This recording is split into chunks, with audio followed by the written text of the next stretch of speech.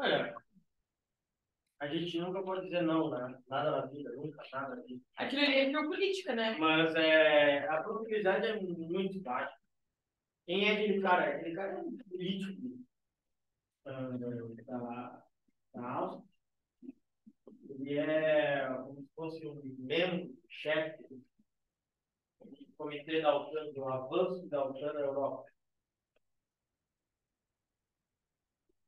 E Ai, meu Deus, a gente pegar uma coisa.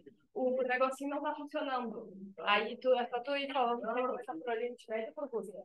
mas tá pro Oriente Médio mesmo. Tá, agora pegar. Tá, na hora. Ah, e aí, como é que tá? Tudo tranquilo contigo? Como é que vai a prova? É? Vim fazer de boa? Bom, feliz. E, e aí o que acontece? Essa semana tu viu, né? Irã, Etiópia, Arábia Saudita, Entraram pra BRICS. entraram no BRICS. Vai continuar o BRICS o nome, vai mudar. Mas é bom a Argentina ter entrado, tipo, agora que ela tá numa crise econômica. Aí que tá, a gente não é nem é tanto pela questão, pela questão da crise econômica, né? Tá mais porque a Argentina tem eleições. E um dos candidatos que nas eleições primeiro a sair muito bem é o candidato da extrema-direita, né? Se diz anarcocapitalista. Ele já disse que ele não. E se ele for eleito, ele vai sair do Mercosul, ele vai sair do BRICS, porque ele não quer fazer relações comerciais com o comunista. Fala para você. Então, essa que gera um pouco de dúvida da relação da Argentina. Mas por que a OTAN, os Estados Unidos, estão preocupados com esse avanço do BRICS? Primeiro, quem queria a expansão dos BRICS? É a China.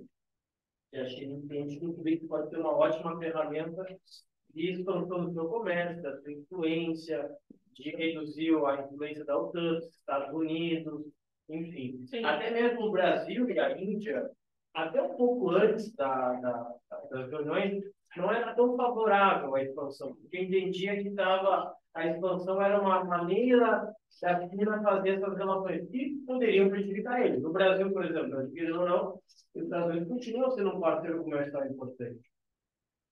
E o Brasil também não quer chegar num nível tão extremo assim de cortar relações com os Estados Unidos. É muito ruim isso para o país, economicamente, politicamente.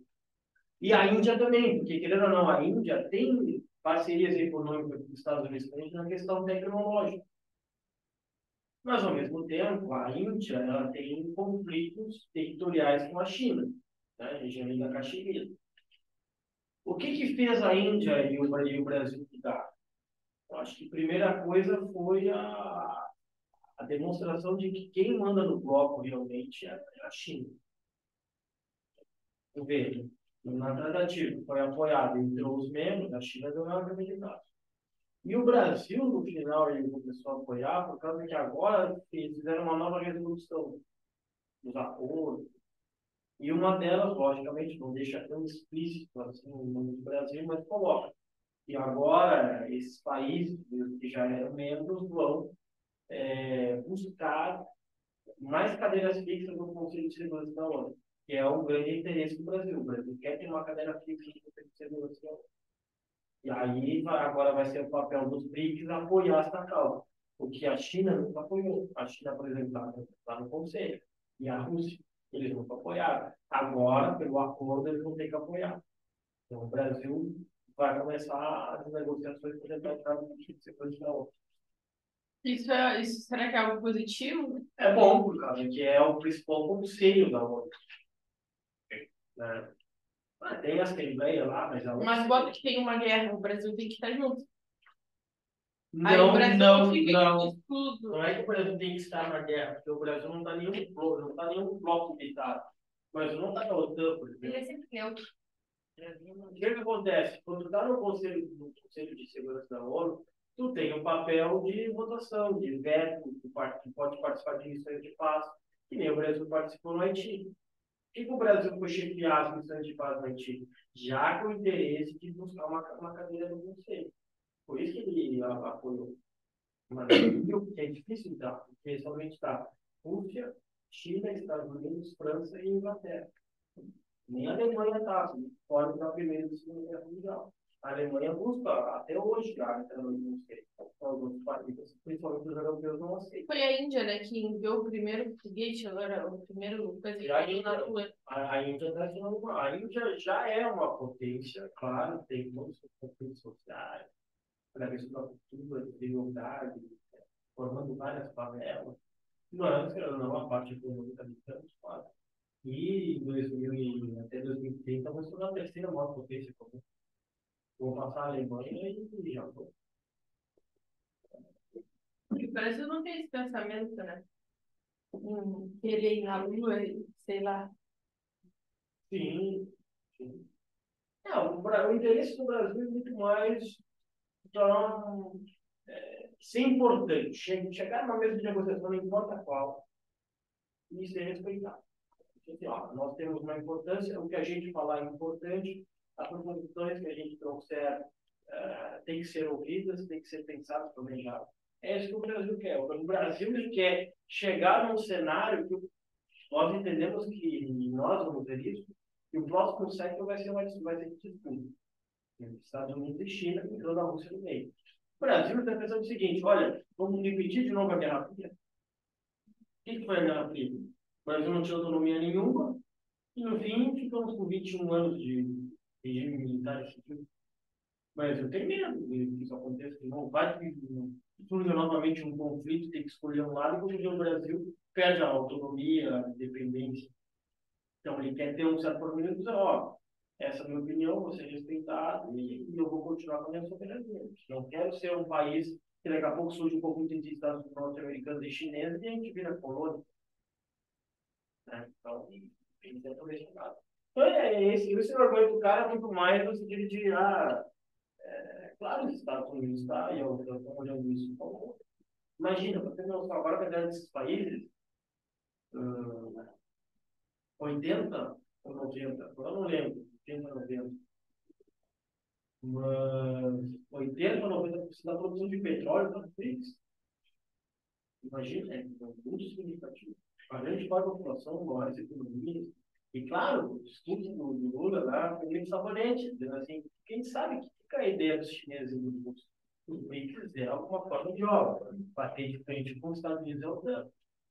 Aí que faz Lula para tentar, né, Brasil, tentar, não queremos conflito com os Estados Unidos, não queremos conflito com o G7, com o G20.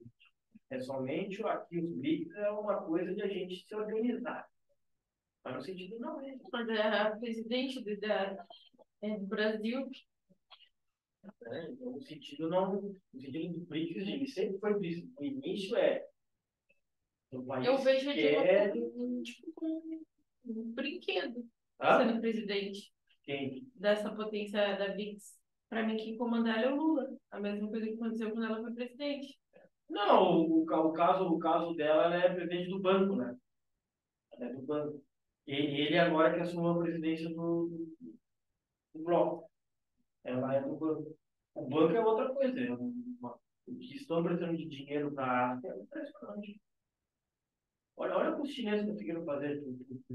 A gente vai falar do Oriente Médio, a gente vai ver que a Arábia Saudita e Irã são inimigos. E aí a primeira coisa que a gente vê os BRICS é os chineses conseguindo botar esses dois países para negociar agora, vão estar juntos nas reuniões. Olha o que os caras vão fazer. Os Estados Unidos focaram na Ucrânia com a guerra. O que faz os chineses? Fazem conversas entre Irã e a Arábia Saudita, os dois conversando, negociando. Os Estados Unidos não conseguiram fazer. Então, é um tabuleiro que está se desenhando que é interessante se tu vê de longe, porque eu falo. Tu gosta de ver? Eu gosto, mas não sendo comigo. Imagina se a gente virar palco de uma guerra. Não gostar, né? Uma guerra sempre é triste. Mas querendo ou não, para quem A gosta gente não tem nem arma suficiente. Não. Nosso exército é que nem uma vez fizeram, né? O Brasil vai invadir a Venezuela. E aí fizeram uma análise, né? E se a Venezuela atacasse o Brasil, como é que seria a guerra? Nos primeiros semanas, por aí, a Venezuela ia ganhar. Claro, o que ia fazer o Brasil reverter a situação? Porque o Brasil tem mais dinheiro, o Brasil ia ter que investir. O Brasil foi invadido. Ele vai ter que comprar mais armas, vai ter que ver questão de tanque, aeronave, vai ter que movimentar. E aí, claro, tem mais poder aquisitivo do que a Venezuela. Mas no início, ganhar qualquer país que invadiu o Brasil, porque a gente não é preparado para isso. Bom, então, hoje a ideia é falar um pouco de geopolítica, tá? A gente já está falando. A ideia, se a gente conseguir, né, é eu falar basicamente um pouco os pontos principais do Oriente Médio e da Rússia, tá? Porque sempre são ali as áreas que é fundamental vocês compreenderem. Estados Unidos, um pouco da América do Sul, do Oriente Médio e ali agora da região Sudeste Asiático, pegando o leste europeu, enfim. Aqui algumas personalidades importantes, tá? Que a gente vai estar vendo conforme agora. Olha só, primeira coisa, né? O Oriente Médio ele não é um continente. O Oriente Médio é uma regionalização da Ásia. E vamos dar uma regionalização. Uma coisa tão carinhosa. Olha, os caras vão botar um pouco mais pro lado.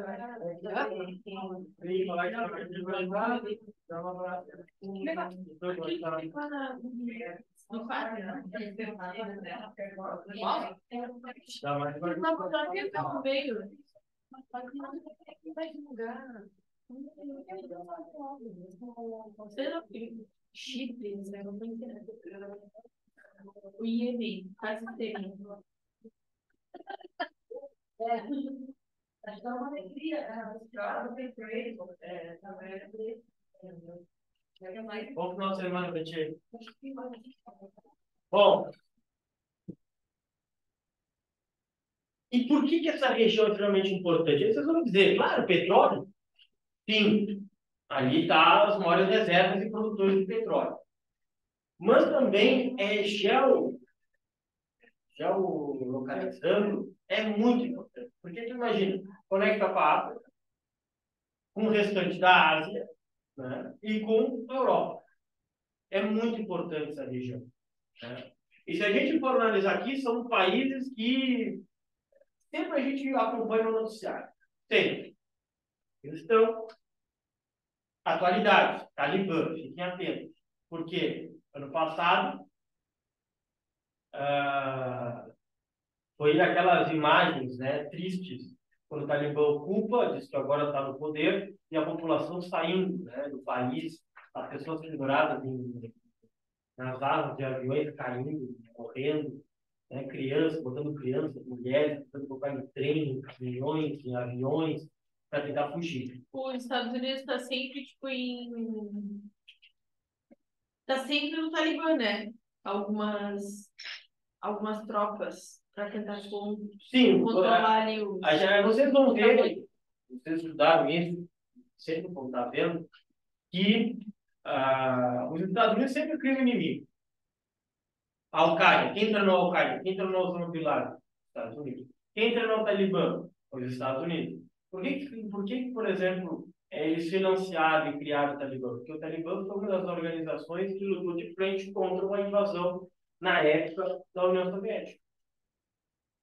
Saddam Hussein, não foi os Estados Unidos que pegou, prendeu, televisionou ao vivo a decapitação dele?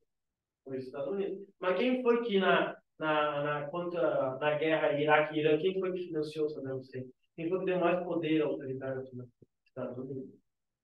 Então é aquela história, é que nem tu ajudar uma pessoa, tá numa empresa, e aí aquela pessoa, tua amiga, vai, tu ajuda aquela pessoa, vai, aquela pessoa.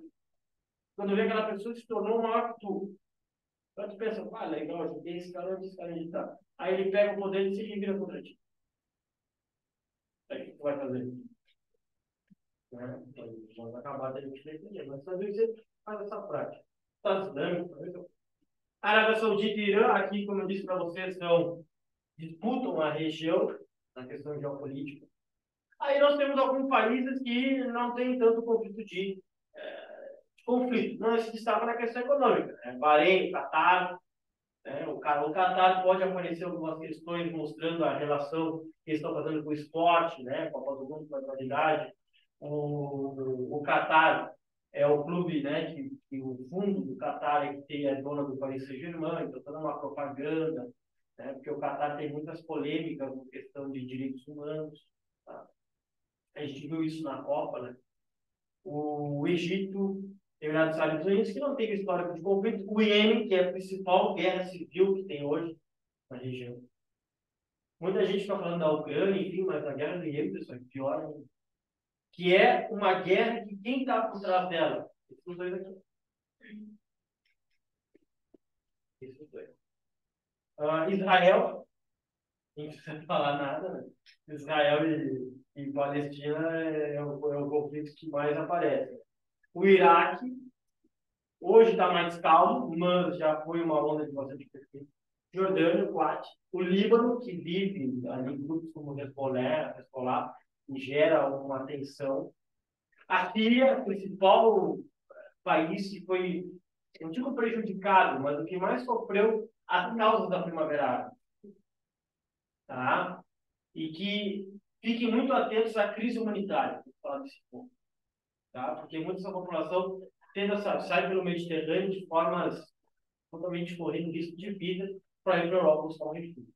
Tá? Então fiquem atentos aos riscos. E a Turquia, na relação que este país está na OTAN, mas não está na União Europeia. Por que ele está na OTAN? Porque justamente pela sua localização. Ela entra na OTAN no período da Guerra Fria. Não é à toa que lembra daquela crise dos mísseis de Cuba? Lembra um pouco? Como é que ela se iniciou? Iniciou porque os Estados Unidos colocou mísseis na Turquia voltando para a União Soviética. E a União Soviética responde mandando navios com mísseis para Cuba. E aí são aqueles dias que o mundo fica numa tensão, que poderia ser um conflito direto entre as duas superpotências. Mas a Turquia não está na União Europeia. Por quê? Simplesmente pela questão étnica, pela questão religiosa. Os outros países membros da União Europeia têm muito medo, muito receio de um país muito conectado com o Oriente Médio esteja dentro do seu bloco. Então, por isso que a Turquia não consegue entrar. Tá?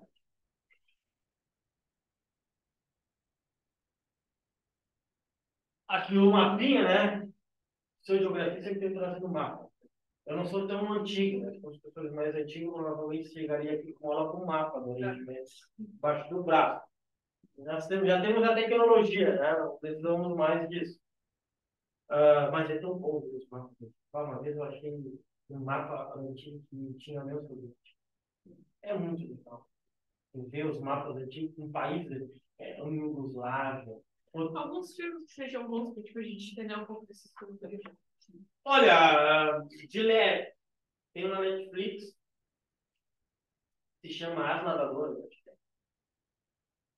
que conta a história a história real, conta a história de duas jovens que são da Síria e elas estavam na equipe olímpica, estavam na equipe olímpica da Síria. Mas quando inicia o conflito, elas têm que ir para a Europa em busca de refúgio e também para tentar levar o restante da família. E aí aborda a questão da guerra, como que é o sírio viver. Tem na Netflix. Tem na Netflix, né? A filha via dos irmãos, né? Isso. Tem um que tem o livro, que eu recomendo, e tem o filme. Tá? Se for ver o filme, se não for ler o livro, ver o filme. Porque não vai ter graça ver o filme e depois ler o livro. É o Caçador de Pipas. O Caçador de Pipas já conta a história aqui já, do Afeganistão. Retrata bem o surgimento do Talibã. Um bom filme também. Mas os documentários vai ter bastante. De Israel e Palestina vai ter bastante. Do Irã tem muita coisa para ver também na internet. A gente vai falar do Irã. Como que um país que era ocidental, as mulheres usavam jeans, assim, cabelo solto. Eram mulheres do Ocidente, normais. E aí, em 79, tem uma revolução e muda totalmente a vida dessas mulheres. Inclusive a atualidade, a falta do véu. Lembram que as mulheres se revoltaram e começaram a queimar imagens do líder pedindo mais direitos, enfim, é revolta do véu. É uma qualidade. Pode passar. Tá de aniversário, né? Quantos anos? 9 ainda. Tá. Muito tempo ainda. Ó, a gente vai ver então. Seguinte, essa região é extremamente histórica. Então, ela está na Bíblia. Né? E aqui em História Antiga, vocês estudaram muito dessa região, principalmente aqui a questão da crescente de fé. Né? Mas nós vamos ter alguns impérios que são importantes, que vão ter ainda uns efeitos no presente. Como? O Império Persa, e isso é muito interessante. Por exemplo, os iranianos são persas, não são árabes. Ali, Copa do Mundo, Catar, Marrocos chegou, surpreendeu, né? Surpreendeu quem não acompanhava tanto futebol, né? E quem mais ou menos acompanhava futebol não foi tanta surpresa assim, porque os jogadores jogavam futebol muito tempo na Europa. Mas, tá, surpreendeu, Marrocos. E tinha, logicamente, mais times, né, do Oriente Médio. Estava o próprio Irã, estava o Catar, que estava sediando, o Egito. Né? E aí, lógico, esses países ficaram no meio do caminho. E a população lá do Catar estava torcendo, a grande parte deles, e torceu até o final para o Marrocos. E, e aí, os jornalistas brasileiros no bar e tal, e aí estavam vendo o jogo do Catar e a população comemorando, beleza. No outro dia, era um jogo de Marrocos. E ele viu as mesmas pessoas torcendo. E aí o jornalista perguntou, mas eu achei que tu era do Catar. E a mulher disse, não, eu sou do Catar, a gente está jogando Marrocos, a gente vai torcer por nós. E aí ele achou legal, ele falou, e amanhã tem visão, então vamos torcer. Ela, não, filha não é árabe, entendeu? Então, o sentido da percepção, né, que eles têm. Até essa que leva, o erro mais grotesco, que é eu confundir árabe com judeu. Aí que põe também um tapa na cara. Deve ser difícil. O que para nós chamamos árabes de turco.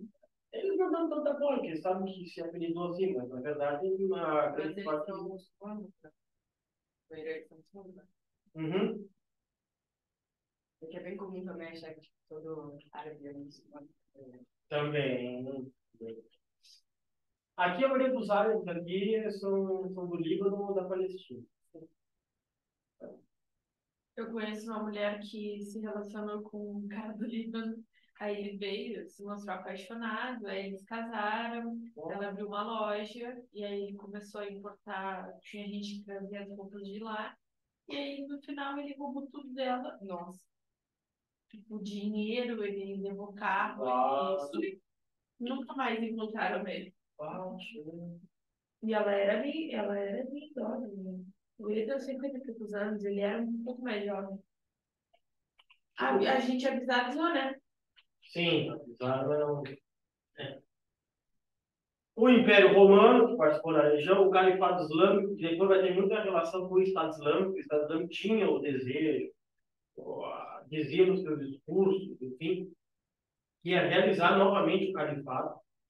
Os turcos, né, os árabes, os mongóis, o Império Otomano e já o Oriente Médio moderno.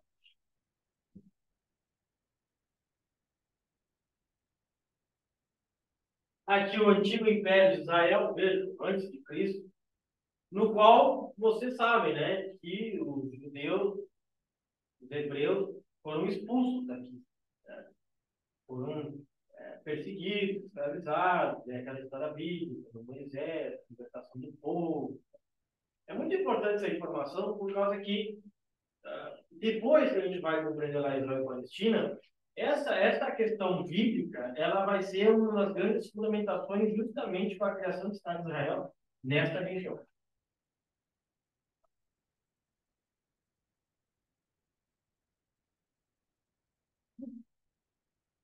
Aqui vocês têm o Império Persa. O que eu fiz? Ah, não vai dar, né? Ah, e é muita certeza minha. Eu pensei que tinha desligado.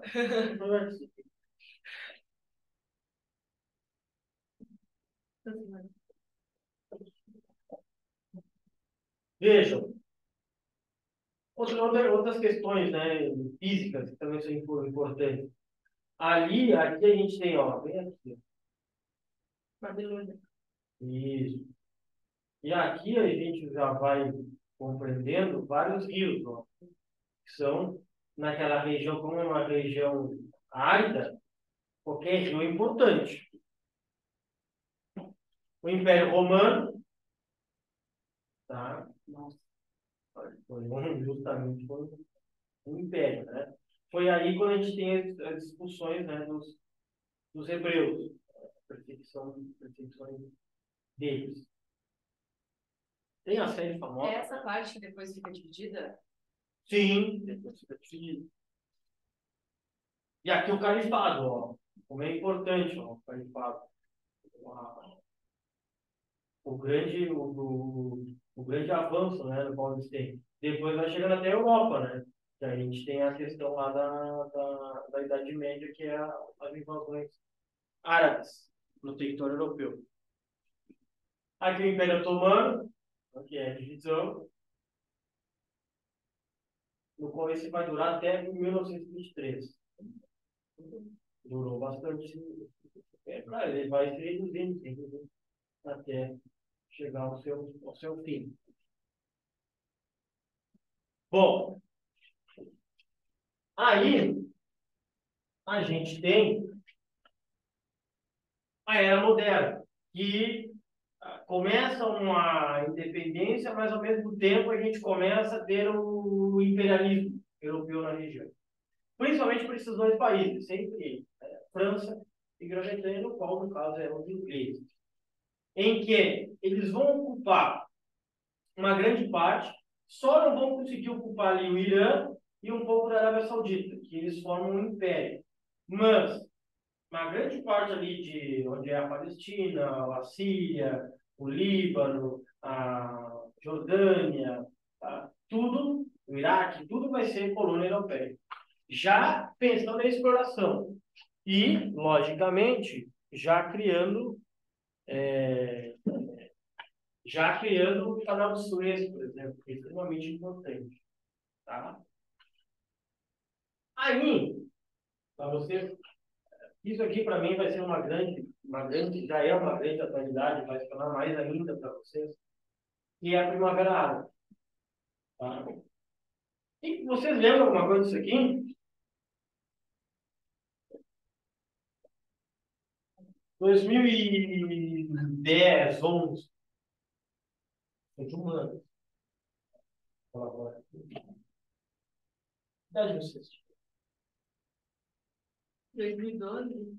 É, 11, 12. Eu falo, vocês já. Já tem 11 anos. É, Eu tinha 9.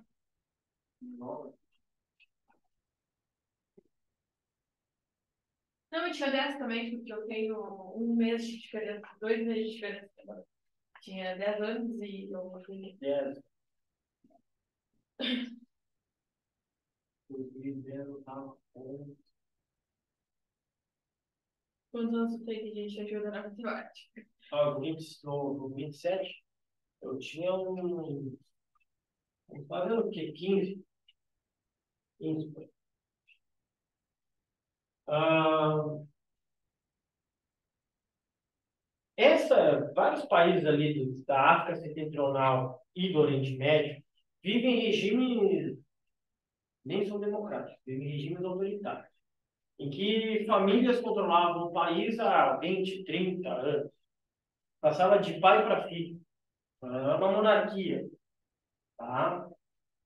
E os principais países, né, que vão ser atingidos vai ser a Tunísia, o Egito, a Líbia, o Iêmen, a Síria e mais outros 14 países em territórios originários. Isso não foi aquilo que um cara se botou fogo no corpo para, tipo, mostrar que ele não estava mais contente com as condições de vida que ele tinha? Em algum momento tem isso, mas não é o motivo inicial. Mas aconteceu, acho que foi Aconteceu. isso, né? Social. Quais são os motivos, então? Lógico, primeiro, desigualdade social, crise econômica, desemprego, miséria, falta de liberdade, corrupção nos governos, são governos sem participação absolutista. Tá? É uma ditadura. Se a gente fosse dar sempre o motivo inicial, foi o que o professor Kitara falou, sempre a economia, né? Sim, Para a guerra. sim. A história, eu não sou historiador, mas a história ela é cíclica. É cíclica. Né? Por quê? Só ver a Argentina. E só ver que também foi o Brasil. Em momentos de crise econômica, sempre vai iniciar outras crises. A crise política, a crise cultural, para a crise cultural, a crise social, no qual há rupturas enormes. Tanto pode ir para um lado, como pode ir para o outro. Eu digo para um lado e para o outro. A dita ruptura, ou ela pode ser para a direita, ou ela pode ser para a esquerda. Ela aconteceu várias vezes. As revoluções russas, chinesas, cubanas, que são ditas esquerda, foram devidas a esse processo, crise econômica, crise política, mas também o surgimento dos regimes totalitários, o nazismo, o fascismo, né? Os regimes Salazar, de Franco, né? Portugal e Espanha, respectivamente, também surgiu de uma crise política, de uma crise econômica. É só a gente ver o Brasil na atualidade. O Brasil numa crise econômica absurda, numa crise política absurda, de uma falta das pessoas as pessoas não vendo credibilidade na política, não se sentindo representadas, a democracia em xeque. A gente tem as estruturas. A Argentina, por exemplo, agora vai dos extremos ao outro. Então, sempre as grandes mudanças que a gente tem sempre se inicia por uma crise econômica. E, pô, imagina, os pessoas, é o dinheiro, é a renda, é a miséria, é dali que as pessoas tiram a única forma que elas têm é tentar mudar totalmente, né, de 8 para 80. Aqui são os países, né, que foram um mapa do movimento. Vejam, né? Marrocos, que é extremamente interessante, né? Eliminou a Espanha. E isso é muito simbólico. Por quê? Porque Marrocos foi uma colônia espanhola. E até hoje tem muito conflito. Aqui tem o estreito, né, de Búzios, no qual também é uma forma de refúgio. Passa muito. O que Marrocos faz, né? Ah, dentro do território de Marrocos tem algumas regiões que ainda a Espanha controla. Mais ou menos por aqui. Assim. Não entregou para Marrocos. E aí, o que faz Marrocos às vezes? Faz, vocês não vão liberar, vocês não estão ajudando, então eu vou liberar. Pode passar no Chile. Vai, pronto. E aí é uma forma de retaliação. A Argélia, que foi francesa, inclusive muitos jogadores da seleção francesa são da Argélia. Inclusive o mais famoso, né, o Zinedine Zidane, foi esse jogador do mundo. A Líbia, o Egito, o Sudão, que hoje tem o Sudão do Sul, um dos países mais pobres, os países que têm a menor expectativa de vida, 53 anos. Tá? Aqui a gente tem, então, o Iraque, a Síria, a Jordânia, a Arábia Saudita, o Iêmen, também pega ali um pouco o Bahrein, né? São as regiões. O que é interessante da Primavera Árabe é porque é a primeira movimento que hoje está muito comum para nós. Por exemplo, a população vai fazer protesto. Ele botou fogo mesmo. É. Uma coisa que eu gosto de cair na prova também é a faixa de Gaza, né? Que é a reivindicação da Palestina se tornar um Estado. Né, região. Olha só. Primavera Árabe são os primeiros movimentos populares organizados a partir das redes sociais. Que isso para nós hoje é muito comum. Né? A gente vai fazer um protesto, a gente divulga pelo Instagram, divulga pelo Twitter, divulga pelo TikTok, faz vídeos, grava. Mas tu imagina na época, 2010, 2011, Claro, a principal rede social era o Facebook. O Twitter também foi a primeira onda do Twitter, né?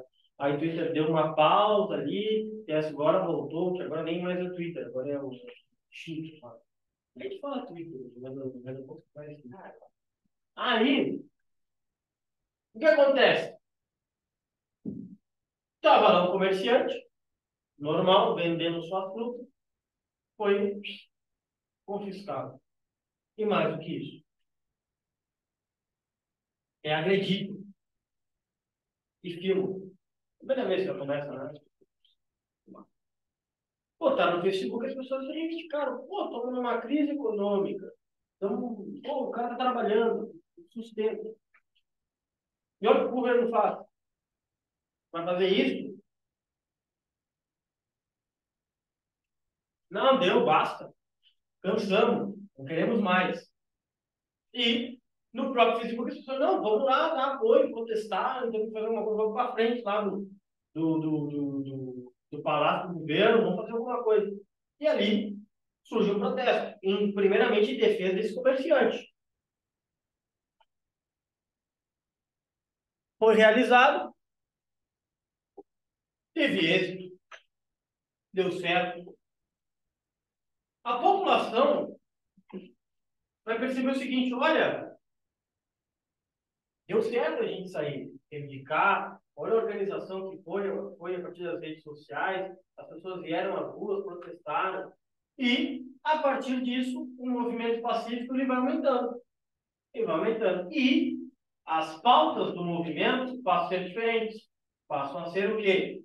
Justamente isso: desemprego, educação, corrupção, a precariedade das condições de vida, a falta de liberdade, no qual, após 4 semanas, olha só, o presidente há 23 anos no poder foge do país, no qual o integrante do governo assume até a eleição do novo parlamento em 23 de 2011. A partir do Enantá, considerado um partido islâmico moderado, que tem 40% dos votos, conquistando a maioria. Então, o palco do primeiro movimento é a Tunísia. Claro, imagina, os países que estão do lado, no mesmo cenário, a população vendo falou, ó, na Tunísia, olha o que aconteceu. Fizeram protesto e deu certo. Mudou. Logicamente, os outros países vão começar a ver aquilo como inspiração para realizar. Mas esse partido, então, assume e tem se aproximado muito do grupo Hamas. O que é o grupo Hamas? É um grupo radical, no qual é do sul do Líbano, que luta também pela reivindicação do Estado da Palestina. Mas é um grupo que luta as suas pautas pela luta armada, pelas armas, no qual isso gera, né, uma grande tensão, porque o Hamas, então, isso é que é interessante, né? Vocês lembram da diferença entre sunita e xiita? Eu lembro que falava mais que os xiitas eram mais conservadores. Isso. Ou os radicais, né? Gosto de dizer, os xiitas são radicais. E os sunitas são os mais. Tipo, tem o controle da faixa de idade. Sendo que até ali, né? Porque tu imagina, o Hamas é sunita. Pois é, eu tava. Aí não bate. Né? Mas a forma como vocês podem utilizar é no qual os xiitas é a minoria. O que é xiita e sunita? É uma divisão que tem dentro do islamismo. Porque os xiitas acreditam que o herdeiro, o líder religioso, tem que ser alguém de sangue, ou próximo de Maomé. E já os sunitas acreditam que não, que Maomé foi um escolhido por Allah para ser o líder. Mas não quer dizer que tem que ser do mesmo sangue. Não. Allah vai escolher o seu líder a partir da escolha, pode ser qualquer pessoa. Eles acreditam nessa perspectiva. Os sunitas, eles são maioria no Arábia Saudita, são maioria na Síria, no Iraque, Bahrein, Kuwait, e já os xiitas são maioria no Irã, tem alguma coisa no Afeganistão, tem alguma coisa ali no Iraque, na Síria, mas se fosse para dizer, onde que está a concentração dos xiitas? No Irã. Tá? É o grande palco ali dentro. Bom, esse grupo então controla a faixa de Gaza, que é o território no qual os palestinos buscam a criação. E isso é muito importante, porque às vezes pode cair de pega-ratão para vocês. Eu já adianto. Palestina não é um Estado. Mas, professor, na ONU está lá a bandeira, tem representantes. Sim, a ONU reconhece ali a Palestina como um Estado, como os outros, mas oficialmente não é um Estado. Só quem foi criado um Estado na época foi Israel. Isso que é interessante. Dividiram a região, criaram Israel, e o povo da Palestina ficou dividido entre a Cisjordânia, que é da Jordânia, e a faixa de Gaza, que seria do Líbano. Não criaram o Estado da Palestina. Nunca foi criado. Os palestinos lutam até hoje pela criação. Bom, a maioria, então, do parlamento palestino, a África do Sul, Rússia, Noruega e Brasil não o consideram uma organização terrorista. Tá? E é considerado como uma organização terrorista pelo Canadá, União Europeia, Israel, Japão, Estados Unidos, Austrália e Reino Unido. Tá? Depois do qual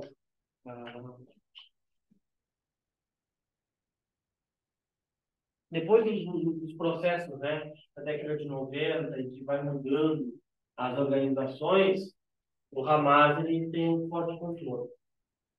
O Egito, menos condições que a Tunísia. E as revoltas, logicamente, são inspiradas em quem? A Tunísia. No qual Hosni Mubarak, no poder desde 81, perde o poder. Depois dos 8 dias de protesto, 11 de fevereiro, Mubarak deixa o país e renuncia o cargo de presidente. Pela importância geoestratégica do Egito, o impacto da revolução foi muito maior. Claro, o Egito, um dos principais países ali da África Setentrional.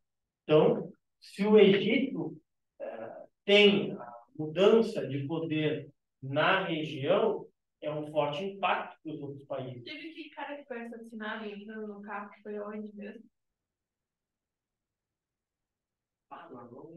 Tu diz nesse período? Não. Eu tô rateando de novo. Foi agora isso. No Equador? Fernando, né? Isso, do Equador. É que o cara já tinha um histórico de inimizades com o narcotráfico. E aí é como se fossem as milícias. Sim. Eu acho, se eu não me engano, que a mulher que ficou no lugar dele. Não, foi o jornalista. Eu acho que ele não passou o filme. Ou passou, não lembro. Eu acho que ele foi pro segundo turno. Caraca, não sei, ele passou uma mulher em primeiro. Ele fazia outra coisa, não. Outro país estava. O narcotráfico estava na esfera do Estado, pegou tudo, né? Então, as mídias sociais serviram como meio de convocação das manifestações e da divulgação, porque começa aquele choque. Hoje, quem é jornalista sabe melhor do que eu, né? Estuda esses fatos. Hoje, como jornalista, ele vive essa coisa. Eu vou para as redes sociais e tenho uma maior autonomia, uma maior liberdade, né? Mas também não tenho tanta segurança, porque eu dependo de mim mesmo, do meu sucesso. Ou eu vou no meio de uma imprensa corporativa, grande, mas eu não tenho tanta liberdade, mas eu sei que é certo que eu tenho ali as condições de salário, enfim. Né? No qual, logicamente, o debate, a conversa, a divulgação da imprensa, da grande imprensa e da imprensa alternativa é diferente. É que a gente vê no Brasil, né? A gente vê portais que divulgam certas coisas com uma profundidade, com outro vocabulário, né? No qual outros já não. Hoje a gente busca muita notícia já identificada, personalizada. Uma pessoa que é de direita no Brasil vai seguir portais, figuras, daquela linha ideológica que ele não entende, mas ele vai ver só um lado. A mesma coisa do outro lado. E o que faz a grande imprensa? Como é que fica nesse jogo?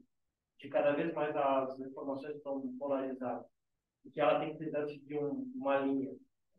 Então, é um grande choque. Inclusive, a Primavera Árabe, ela não só impactou aquela região, impactou outras. Por exemplo, impactou o Brasil. Lembra das jornadas de junho de 2013?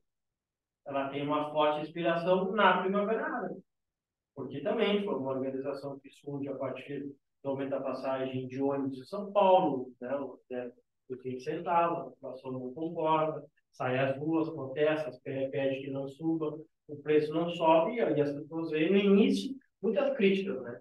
Ah, porque saíram para as ruas, protestaram, botaram fogo em pneu, quebraram coisa, aí viram que começou a mudar o público da ida para a rua protestar, e aí começou o protesto a ser aceito. Por que alguém te deu essa preta? É alguma real tipo, que eles faziam ou é só uma foto aleatória? Não, uma foto mesmo. Devia ser alguma coisa de bomba higiênica, para mostrar Eu vi uma questão da Federal do Paraná, eu acho, que fala sobre a questão da Venezuela, sobre, tipo, se tu for passear de carro lá, tu tem que ter um dia certo da semana que o último número da tua placa abastece naquele dia da semana. Então, tipo, tu não pode abastecer todos os dias. É um dia na semana, que aí tu pode ir até 40 litros, e tem que ter o dia do último número da tua placa, senão tu não abastece. tudo por causa do racionamento, do refino. Eu achei muito esquisito. Eu não saberia responder se tipo, eu não tivesse estudado agora em cima da questão. Porque eu não entendi o motivo.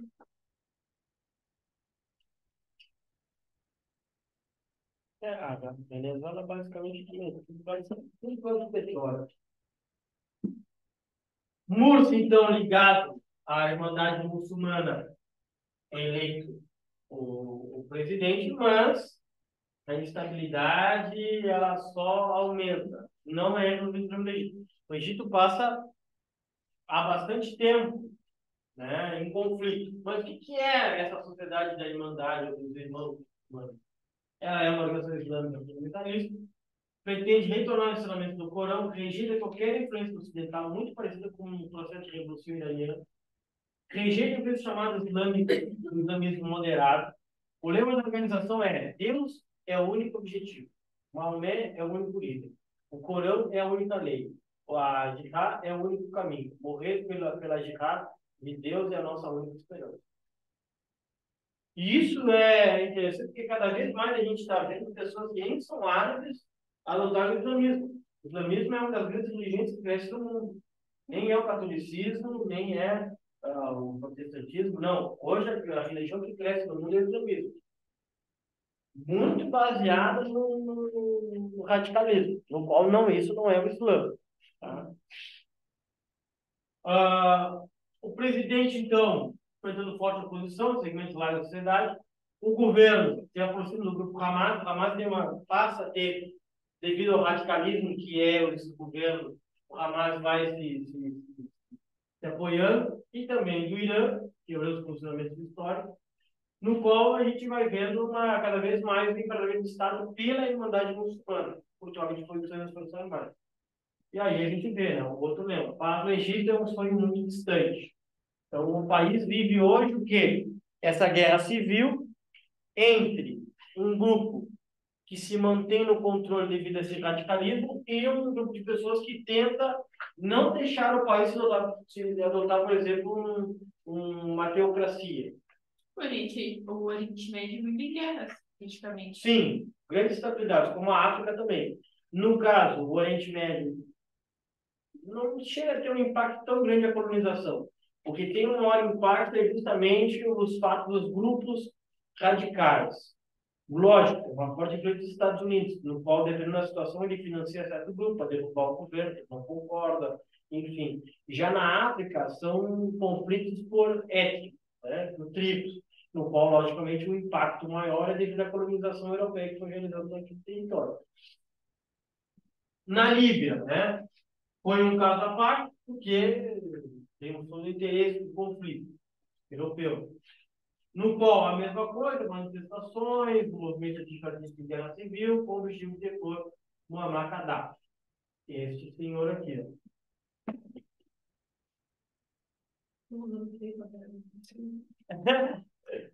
Em 2012, a ONU, né, com a abstenção do Brasil, estabelece uma zona de exclusão diária e autoriza o uso de todos os meios necessários para proteger civis ali. A OTAN estabelece uma zona de exclusão aérea e inicia ações militares no país. Então, aqui a gente tem uma ação da OTAN, tá? O que nos outros a gente não teve. Cadáver encontrado e morto. E se inicia um governo de transição que persiste até os dias atuais, né? O que é polêmico, muito, no caso disso é questão política, vocês estão vendo a imagem, no qual já diz muita coisa do conflito que se tem, né? Porque Muammar Gaddafi era, vamos dizer assim, um parceiro, vamos dizer assim, do governo brasileiro, e não só do governo brasileiro, mas do governo sul-americanos que estavam no regime, no poder esquerdas ou progressistas. Tá? No qual o país vive um período de crise política, pelos interesses tribais, pedem a realização do poder, sem ocorrer uma divisão do país, mas existe forte interesse dos europeus na Líbia, principalmente pela questão do petróleo. Tá? Então, o caso da Líbia foi o único país que a gente não teve uma mudança tão grande na instituição do poder como o Egito. Aqui, esse sim, grande conflito. Grande conflito. Por causa que aqui envolve mais atores. Quais? A própria Síria, Estado Islâmico, Rússia e Estados Unidos. Aqui é mais sério o negócio. Mesma coisa. Protesto semelhante ao ocorrido na Tunísia, provocando uma escala a partir do 15 de março. 100 mil populares marcharam em Dar. A repressão causou pelo menos 20 mortos. E aqui começa a ONU. Quem governa? Família Assad. No caso, no poder estava o filho. Foi passado de pai para filho. No qual a gente tem o presidente hoje, Bashar al-Assad. No qual o objetivo do protesto era a renúncia do Bashar al-Assad. Mas estão no poder desde 71. A família Assad é muito apoiada pela Rússia. Extremamente apoiada pela Rússia. Por qual motivo?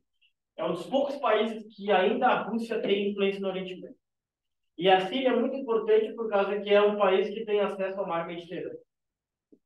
Tá? Então, isso é muito importante para a Rússia ter esse acesso ao mar. A reação do governo foi cada vez mais violenta, usando até mesmo a denúncia de ter usado armas químicas contra civis. Tá? No qual a violência, logicamente, causa uma reação internacional.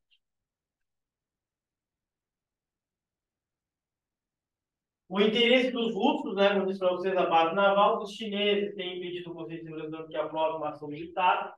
Os Estados Unidos estava louquinho, estava se coçando, estava só esperando. Quer invadir, deixa eu invadir, deixa. Ficava nos ingleses, vamos. E os ingleses, não. Aí chegou e os chineses ali tentando invadir também a Rússia. Grandes potências ocidentais reconhecem a legitimidade da oposição. A ONU estima que 70 mil mortos desde o início das manifestações. Tá? Aqui vocês veem a base naval russa no mar Mediterrâneo. Se não fossem os russos... Mas essa base fica onde? Da Rússia? Não, aqui é Síria. Ah. É a base deles na Síria. Eles têm uma base na Síria? Tem uma base na Síria. É uma das únicas bases militares que a Rússia tem lá no Oriente Médio.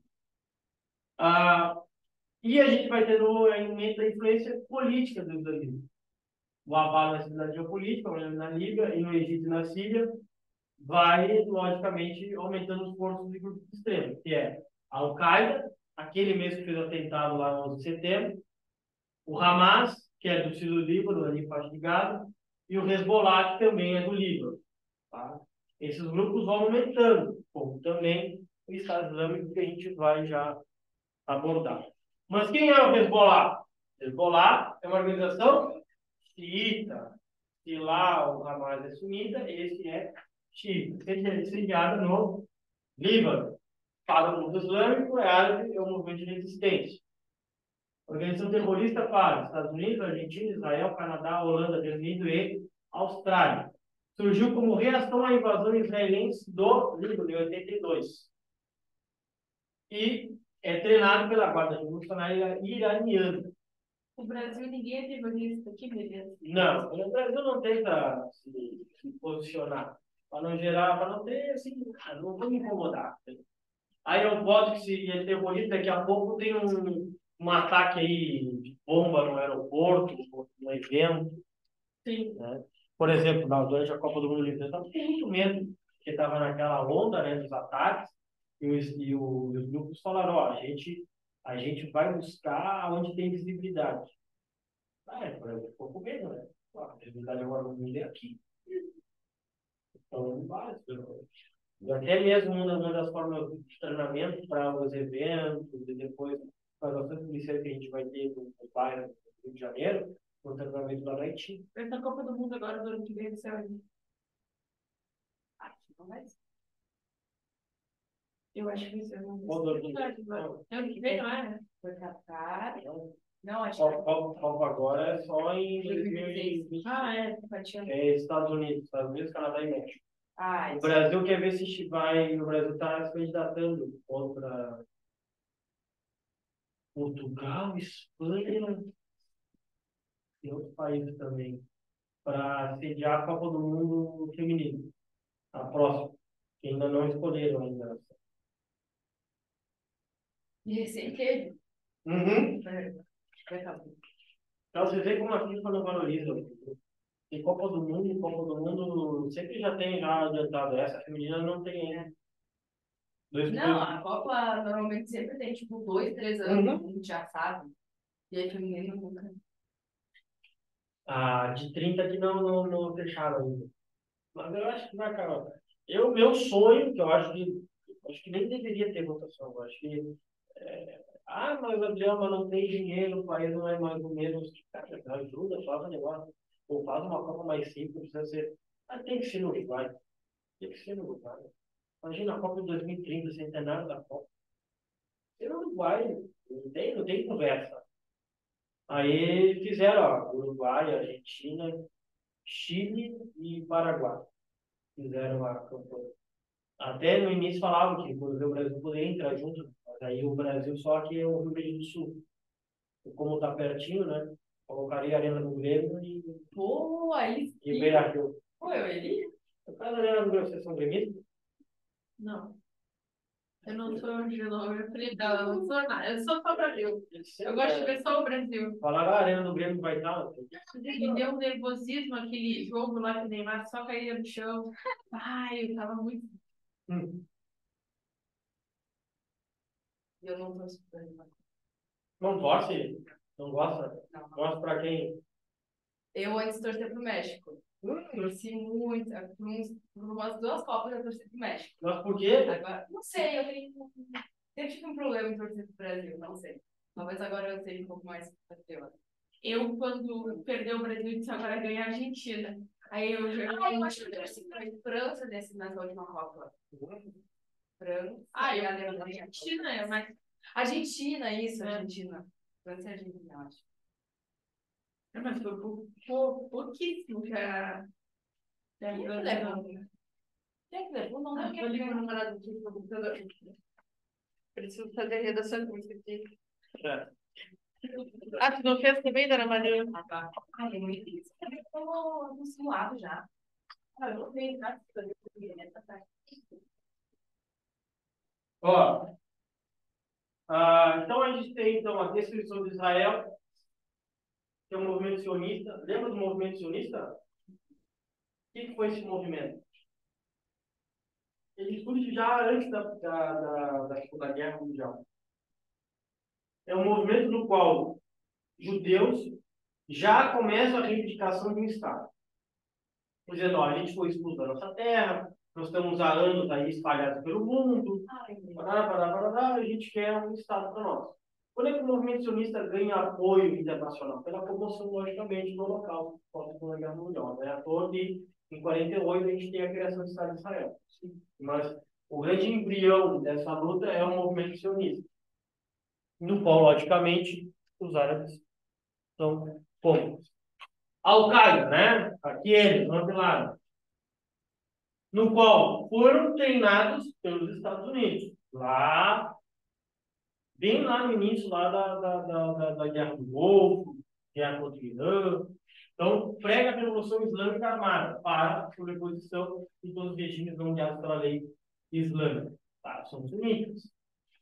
Dizem que fizeram um ataque no 11 de setembro, né, que era o terror, contra o regime de Saddam Hussein. Então, foi um movimento que foi financiado pelos Estados Unidos para derrubar Saddam Hussein, que já foi herdado dos Estados Unidos e depois tornou o quê? Inimigo. Isso que é louco. Vai entender no Oriente Médio, mas por um pouco os caras viram aliados, no outro viram rivais. Tá? Aí aqui a gente chega no conflito Israel e Palestina. No qual, pela resolução da ONU, isso é extremamente importante, que coloca sempre a culpa na ONU. Ah, a culpada do conflito é a ONU, porque foi a ONU que criou o Estado de Israel. Não foi. A ONU foi ali um palco da discussão, mas na real, quem fez o Estado de Israel foi os Estados Unidos, foi a Inglaterra. Foi eles que criaram o Estado. No qual 56% do território, enquanto que o Estado árabe ficou com 44%. Logicamente, à época, a população árabe excedia a judaica em 2/3. Isso que é interessante. Quando a gente fala, porque ali antes não tinha judeus. Não, tinha. Mas tinha algumas colônias judaicas. A grande parte do território era dos árabes, no qual hoje se inverteu.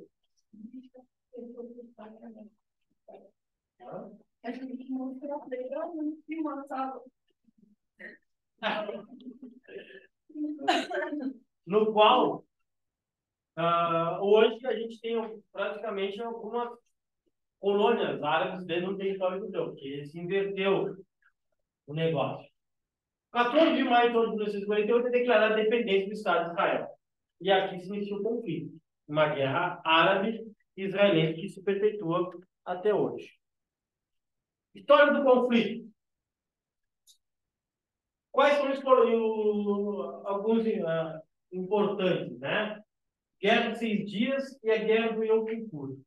São os dois principais conflitos que vocês precisam saber. Primeiro, a Guerra de Suez. O que é a Guerra de Suez? Lembra do canal de Suez? Que é um canal construído pelos franceses, pelos ingleses, que é um canal que corta o caminho.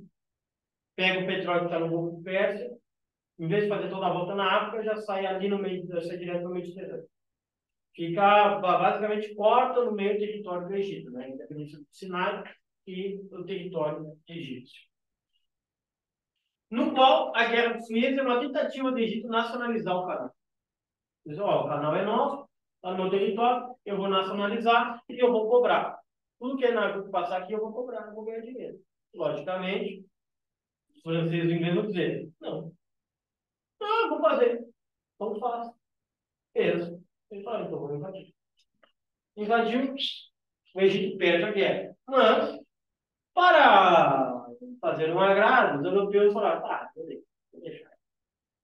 Já destruí, ganhei, para mostrar que sou bom, tá, o canal fica pra ti. Mas, a nossa entrada não vai ser liberada, porque com essa que está cobrando. É criada em 64 a OLP, que é uma organização que no início era terrorista, era armada, mas hoje ela já é mais democrática. Inclusive é um partido, que é o Fatah, no qual o seu principal líder foi Yasser Arafat, tá? Que busca a criação do Estado da Palestina. Bom, quem vai se iniciar contra Israel? A Liga Árabe. Quem é a Liga Árabe? Egito. Acho que é. Vai tomar?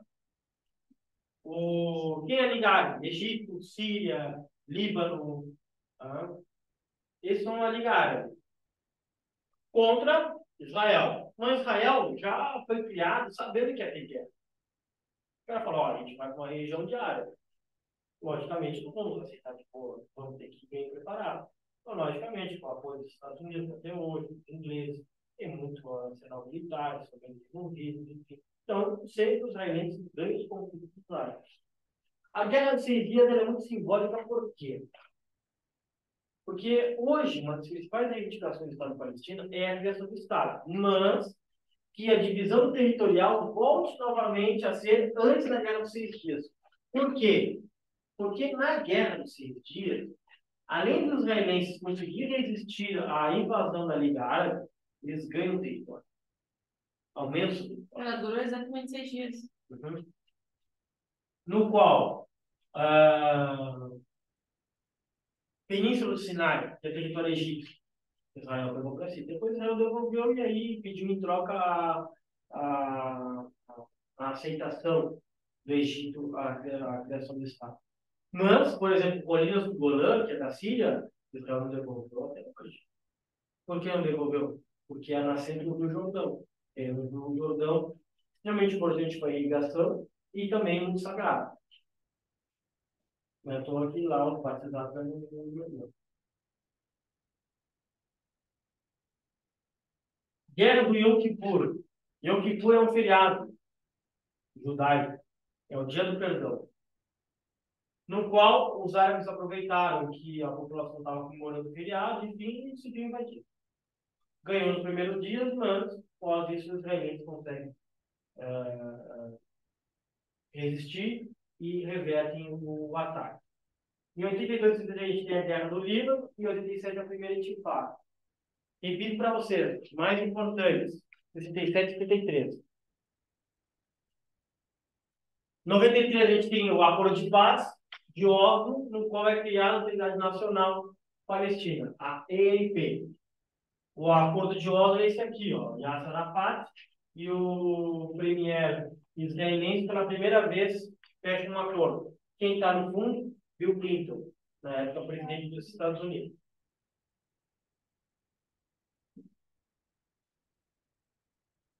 Não muda nada. Fica decidido o quê? Faixa de Gaza, ANP. Cisjordânia, Jordânia. A faixa de Gaza tem alguma coisa religiosa também envolvida?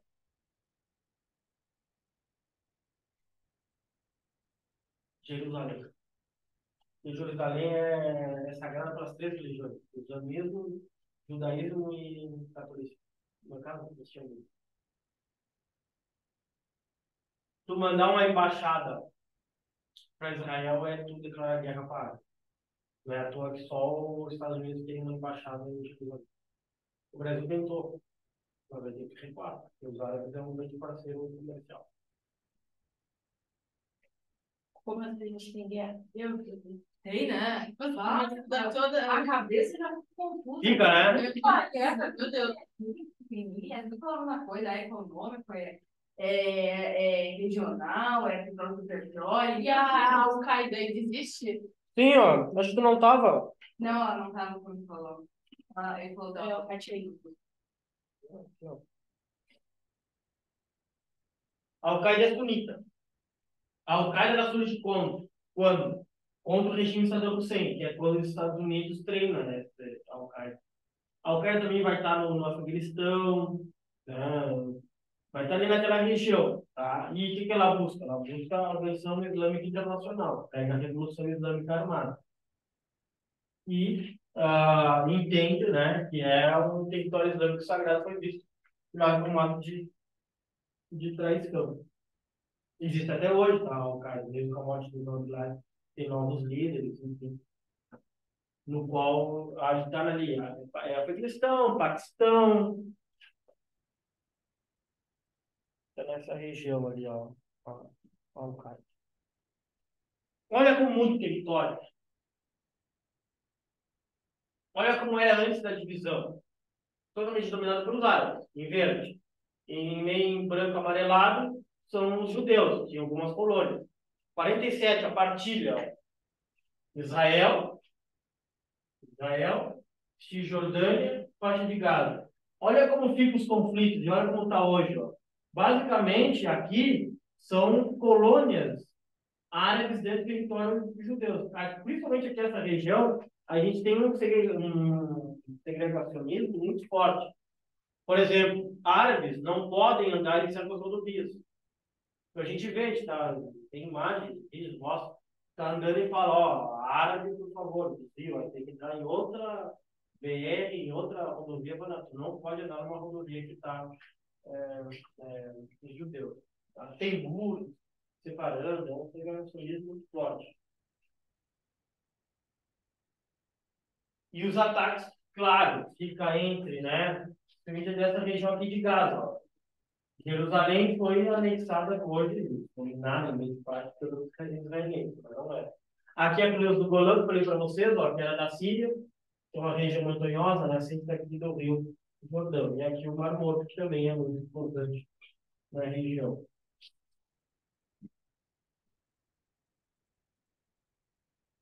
A Palestina, né? Dentro da Palestina, duas forças que opõem. A ANP, a Fatah, que foi a primeira, e o Hamas. O Fatah tem buscado uma solução diplomática para a questão, mudou. Antes era armada, com o tempo foi solução diplomática. O que daí surge o grande apoio do Hamas. Hamas tem buscado a via armada. Apoia o Hamas, o Irã, apoia o Hamas e o Hezbollah, normalmente de treinamento. Tá? Então, a gente vê na Palestina uma forte influência do Irã na defesa desse povo. Só que, claro, o Irã defende a luta armada. Não defende o quê? A questão diplomática, porque o Irã entende que a ANP, pela questão diplomática, acaba aceitando, acaba sendo, no fim, uma marionete dos Estados Unidos e de Israel, que, no fim, na visão deles, não está defendendo nada. E aqui um pouco da história do Fatah, ou Al-Fatah, significa começo de conquista ou vitória. E é um filme interessante sobre isso, Osprey, na HBO Max. Tá? Conta com grandes detalhes. Uma das cenas mais lindas que eu achei no filme é quando pela primeira vez se encontram os representantes de Israel, não aqueles dois, mas que foram enviados para iniciar as conversas. Foi o ministro, considerado o ministro da Fazenda da Palestina, e foi, na época, o advogado, uma coisa assim, procurador-chefe lá de Israel. E aí eles se encontram e ficam um minuto se olhando, em silêncio. E aí os outros que estão acompanhando, que são bem em ONG, dentro do acertar, eles ficam assim, meu Deus, o que vai acontecer agora? Pode acontecer de tudo, né? Eles ficam se olhando, se olhando, se olhando. Aí até que o então, pergunta, o que houve que vocês estão se olhando? Aí eu falo, não, é que eu nunca vi um judeu assim na minha frente. E o judeu falou também, eu nunca vi um árabe, um palestino assim na minha frente tão próximo.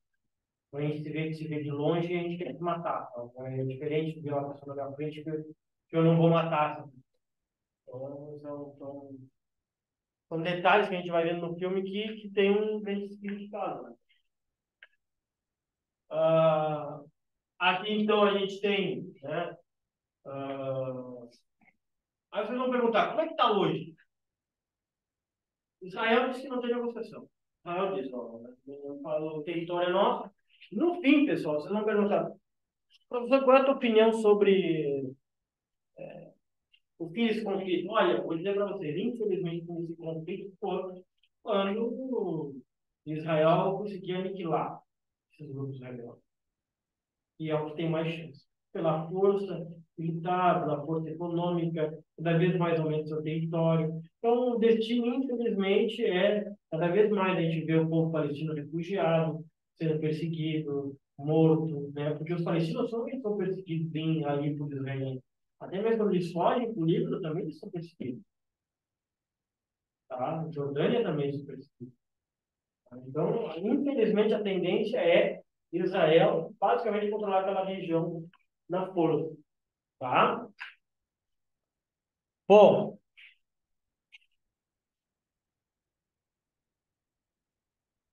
Ayatollah, líder da Revolução Iraniana, no qual os Estados Unidos eram um grande parceiro do Irã. Inclusive, na década de 50, os Estados Unidos programa de átomos pela paz. O Irã é um dos países, né, do Tratado de Não Proliferação de Armas Nucleares, que é um acordo entre Estados Unidos, União Soviética, França, de não proliferação de armas nucleares. Nós temos países que não estão. Paquistão, né, não está, Coreia do Norte não está, a Índia não está. Mas é um país ocidental. Desenvolvimento industrial a partir de uma grande influência cultural do Ocidente. Claro, vai ter um grupo que não vai tolerar. Vai ter alguns outros que vai dizer o seguinte: olha essa, quem era para trabalhar. Olha essa que agora a gente não está vendo mais as mulheres de véu. As mulheres estão usando calça jeans, blusa, cabelo solto, ouvindo música do Ocidente, cinema do Ocidente. E a nossa cultura? Acabou? Vai acabar? Iremos agora nos Estados Unidos, no Oriente Médio, e começa uma revolta contra a monarquia, que é chamado rei lá, chamado de Shah. Que era uma monarquia no qual tentava um programa de desenvolvimento do Irã, muito aliado aos Estados Unidos. Mas o radicalismo vai crescendo, com medo de que a cultura do islamismo acabasse.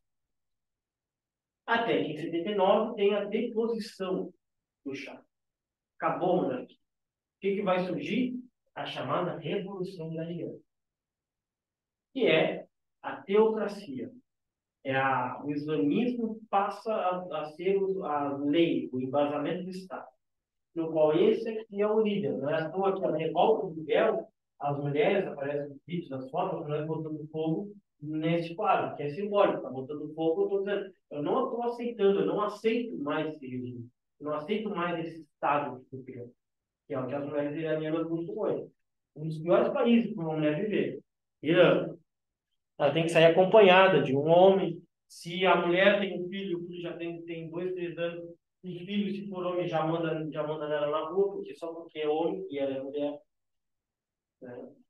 É onde a mulher não pode mostrar quase nada do seu corpo. Então, é uma loucura. Logicamente, o Irã começa a investir muito em programa nuclear, que passa a ser apoiado, lógico, pela Rússia. É aqui que a Rússia aproveita a situação, né? Pô, o país rompeu, fez uma revolução, rompeu com os Estados Unidos, é o momento de eu chegar e falar, ó, o seu inimigo? Sim, meu inimigo. Meu inimigo também, eu te ajudo. E aí, a partir disso, hoje, não é à toa, por que o Irã está no BRICS?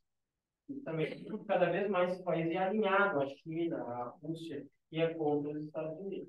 Por isso que lá o membro da OTAN está bravo. Porque é mais um país rival dos Estados Unidos entrando num bloco que é importante. Tá?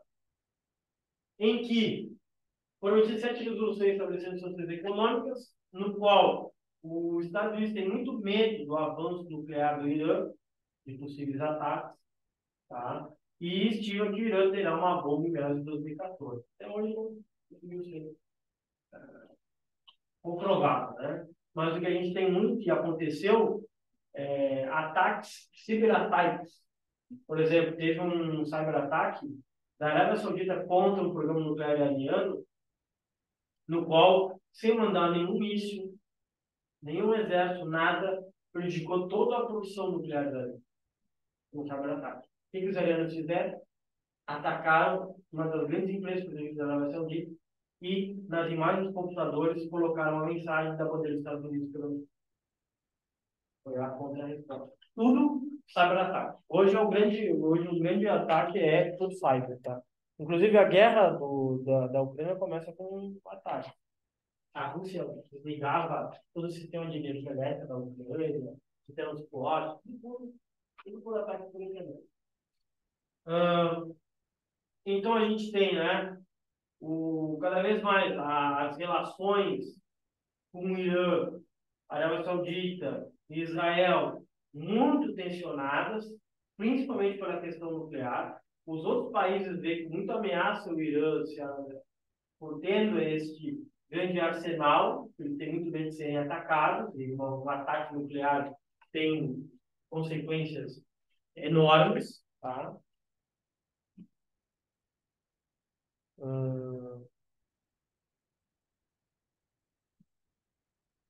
Vamos ver aqui para a gente dar uma para finalizar. E o que a gente tem hoje, ó, no futuro é o seguinte: os governos derrubados da região eram como amigos dos Estados Unidos, da América, Israel, o Ocidente, né, está obrigado à realização política de apoio a Israel. Os levantes populares do Oriente Médio e Norte da África começaram a graças ao despertar islamismo de caráter sionista. Para os povos da região, Israel não tem legitimidade no território palestino.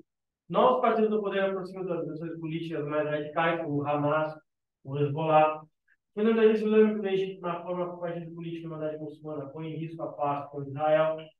Jihad é o único caminho promovido pela Jihad, Deus é a nossa única esperança, que é um Deus que lembra da região. Fiquem atentos também à questão do Estado Islâmico. O Estado Islâmico acabou.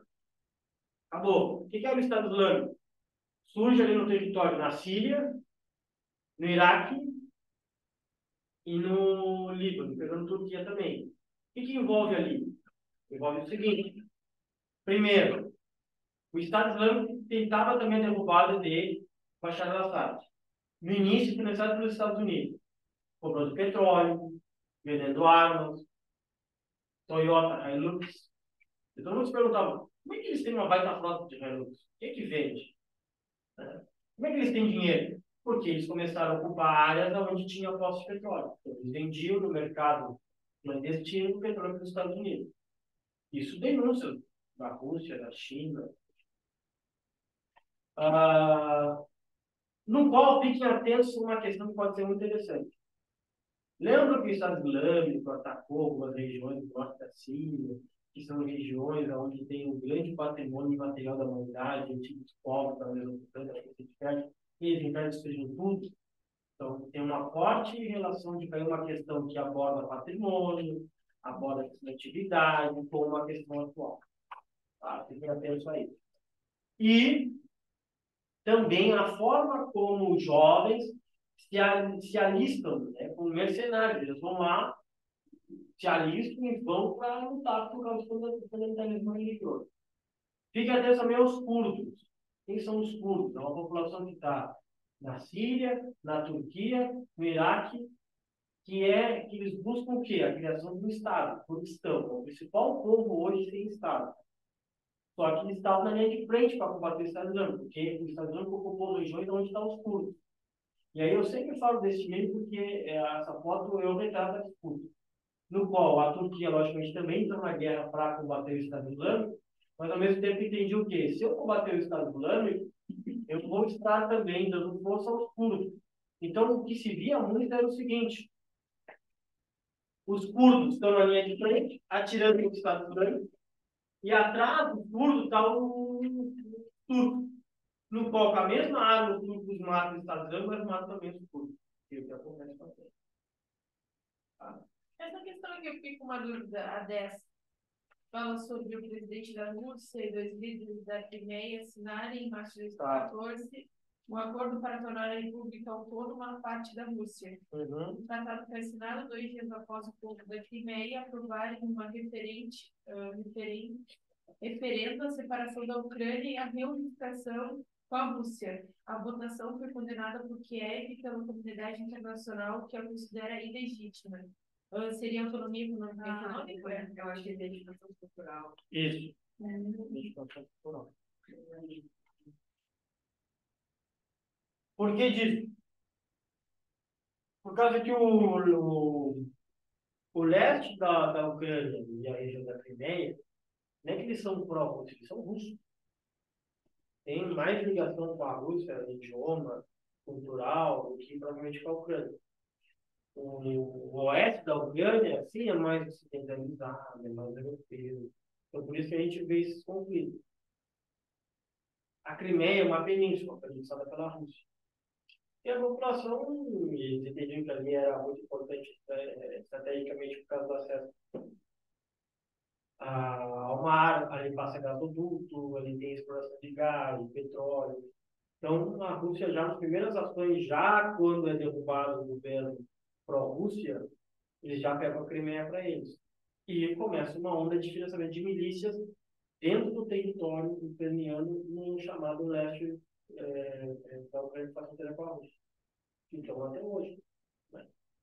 para finalizar, né? Falando em atualidades, eu não me meto com Putin. Também não? Mas a Geórgia tentou a mesma coisa que a Ucrânia. Expliquei, invadiu, acabou com a Geórgia. Acabou a guerra da Geórgia.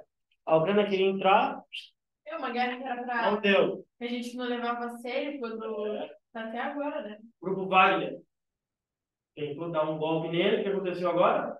Caiu o avião. Mataram. Acabou. Não tem mais. Então, Aí tava comentando dos Estados Unidos entrar nessa guerra, né? Mas acho que é impossível. sabe o que os Estados Unidos está dizendo já? Tanto dinheiro que meteram naquele país. Que Zelensky e companhia, os caras estão pegando dinheiro e botando em paraíso fiscal. A Ucrânia é extremamente corrupta. Extremamente corrupta. Estava vendo um vídeo esse dia, um cara falando: a Ucrânia ela é mais corrupta que o México. Oxi. O que vai acabar acontecendo? Esses caras vão encher a população de dinheiro, vão dizer que perderam a guerra, que não conseguiram resistir, tentaram, né? Vão sair e vão ficar bilionários. E o país vai ser entregue para a Rússia. É, o que a Rússia acho que tem de ver especial na Ucrânia é o porto, né? Sim. E muito mais é a questão da fronteira, né? Nessa história eles perguntavam, né? A Rússia é errada. Eu falei, cara, é errado invadir outro país? É errado. Qualquer país invadir o outro é errado. Mas agora vamos conversar. Nessa história não vem com história de filme de novela. Não tem bonzinho e vilão. Todo mundo é vilão. Sim. A OTAN é vilã? É vilã. A Rússia é vilã? É vilã. Mas eu penso o seguinte, coloca na cabeça dos russos. Elas estão vendo o inimigo, tu tá quietinho, tá vendo que o inimigo tá lá no outro lado do vidro. Tu tá bem quieto, olha para ele, ele tá no outro lado, tá protegido aqui. Aí do nada tu tá vendo, tu dá uma olhada, ele abriu a porta, tá dentro da sala. Não fazer nada, você fica quieto. Tu vai atacar, vai tentar tirar ele da sala. É o que a Rússia fez. Até agora. Né? Então, a OTAN tinha que ir para o leste europeu? Precisava. Mas quem fez a burrada? O Gorbachev. Era para ter assinado. Isso a gente sempre fala. Quando tu faz um acordo com uma pessoa, faz um contrato, assina, tem prova. Negócio de boca não dá certo. Foi o que fez. Acabou a União Soviética e falou: então fica acordado então que a OTAN não vai tentar pegar os países do leste europeu. A OTAN falou: claro que sim, não. Tem que falar logo em seguida. Tem um monte de país do leste europeu. Onde está o acordo? Onde está assinado? Não tem. É inexistente. Tem uma entrevista do Putin com um jornalista norte-americano que fez entrevista com o Chaves, um monte de coisa. A entrevista é bem clara. Tu quer entender a guerra da Ucrânia, o que a Rússia está fazendo, tu tem que ver essa entrevista. O Putin fala bem assim, eu não ia fazer nada. Estou vendo que a OTAN está chegando próximo da minha fronteira e vai ficar quieto. Vou aceitar? Não vou tolerar. Vou responder. Então, e tu vê... Ele não tem medo de guerra, né? Não, ela foi treinada para a guerra. Agora, se o Brasil entra numa guerra, acho que os milícias ficam tudo. Não tem, não tem. Meus amigos até comentavam, né, que o Brasil tem resistência a campo, assim. Mas eu acho que em relação a. Para finalizar, alguma pergunta até aqui? Não, Conseguiram pegar as partes? Tá ali para vocês.